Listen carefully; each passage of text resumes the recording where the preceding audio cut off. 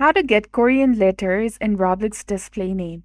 Hi guys, welcome back to our channel. Today in this video tutorial, we'll be discussing about putting the Korean characters in your Roblox display name. So now let's get started.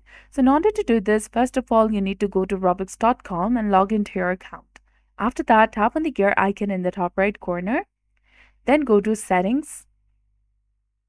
From here, go to account info, and here you can see the section of display name. Tap on this pencil icon over here. Open a new tab in your Google Chrome web browser. Search for any Korean character that you'd like to set. Copy it. For that, press Ctrl+C on your keyboard. Come back to Roblox. Now delete this previous name and paste it over here and click on Save, which is highlighted in black color, and you'll be done. So this method may take a few tries to succeed, but if you keep trying, it will eventually work. So it is important to do it as quickly as possible. So I hope this video helps.